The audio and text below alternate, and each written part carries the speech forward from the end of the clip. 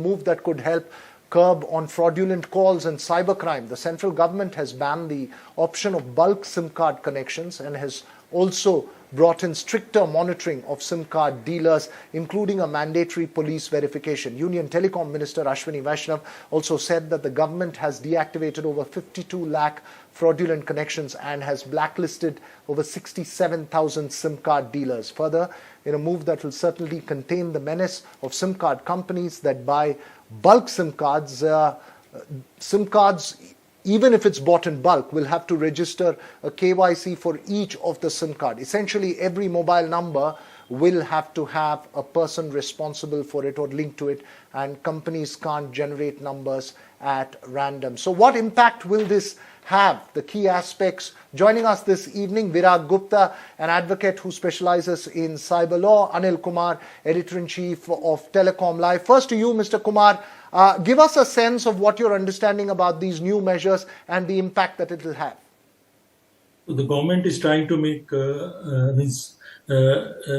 cap. Now the cap is a person cannot get more than 9 SIM in his name. They have reduced the number from 9 to 4. It is not going to make any difference.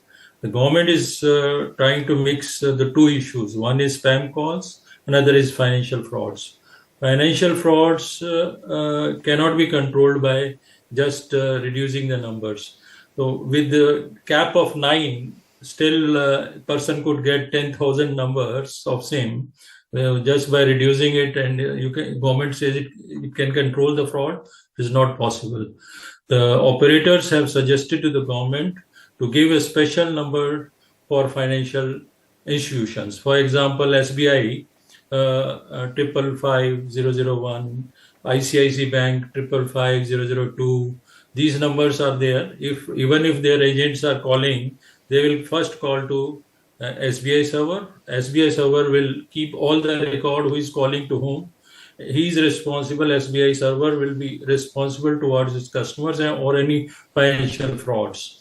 So the entire data will be stored in their servers, who is calling whom. So if a person is getting some call from some other number other than this series 555 series, then he will not disclose OTP or any other details. So this will be a protection to consumers. One is this. Another one is about the spam calls. Spam, the moment this issue is addressed, spam calls can be easily addressed by the operators by adopting to artificial intelligence and filtering methods. Artificial intelligence, operator can detect, yes, from one number, how many calls are being generated, in per day or per basis.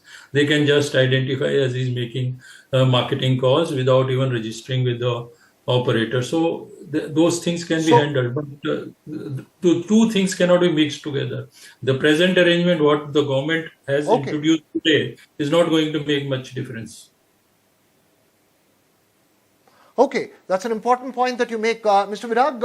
What does it mean for me as a consumer? I mean, in that sense that one of the big problems that one of us face is different numbers being used to call us repeatedly for a particular telemarketing job. I'm taking that first aspect, and the other is the use of telephones and calls to make fraudulent transactions. How are these going to curb the two? What impact do you think it will have? And this is a right step towards a resolution of whole problem, but still there are many gaps are there, as told by Mr. Anil Kumar. Now we have to understand the whole problem. For last 15 years, TRAI is attempting to curb this menace of mobile SIM card misuses, because ultimately all the cyber frauds, social media frauds, financial frauds, loan app frauds, terrorism activities are happening due to integration of telecom operators and internet service providers. Now government has rightly done this, taken this step, but there are three aspects. One aspect is legal system. For that legal system, government has passed this data protection law. Two more laws are to be passed. One is telecom and other is Digital India. Second is regulator. In India, there is no such regulator. That's why there is no reporting of these cyber frauds which is happening because of these bogus connections. Now I will give you example. We have consolidated data of 2 years given by these tech companies. As per that data, Facebook in the last 2 years has blocked some 54 crore objectionable posts. WhatsApp has blocked some 6.2 crore accounts. Instagram 8.5 crore posts, and Twitter 59 lakhs. These accounts are suspended. Now these data are not reflected in the FIRs, in the NCRB data, in the RBI report, in the Home Ministry data. So India has become the biggest mandi of cyber crimes, and the basis of that cyber crimes is these type of mobile connections, and government has taken the right step. But for to curb this menace in a substantial level, government must take a step to make accountable these telecom service provider TSPs. Okay, you're saying that there needs to be much more that needs to be done. Mr. Kumar, I want to specifically focus on two aspects. One, what does this mean for telecos? Not just for telemarketing companies, I'm talking in general for telecos. The second, as you pointed out earlier, about the crackdown on those selling SIM cards and getting greater verification of it. And the third aspect is the KYC for even those companies which buy bulk SIM cards. How do we understand that? A KYC for each SIM card needs to be linked to it. Will this have a sustainable impact or a clear impact as far as misuse is concerned? Misuse, the moment we disconnect the linkage between financial fraud and spam calls, the moment we address that issue, I think the solution can be found. The government actually is mixing the two issues very much. So spam calls, through controlling spam calls, wants to control financial frauds. It's not, it's a reverse.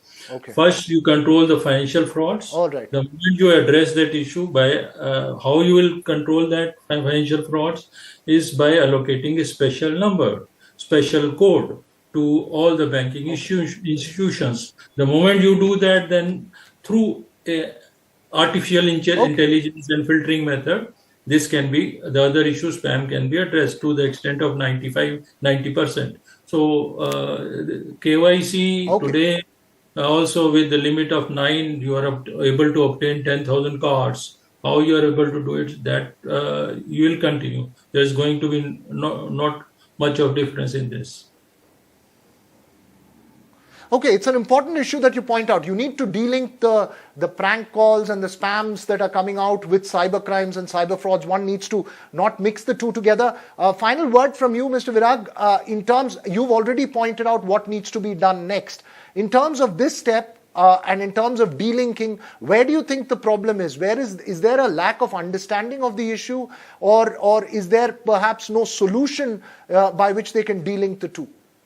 The government has broadly taken the two steps. First is KYC and police verification of the bulk sellers of these mobile SIM cards.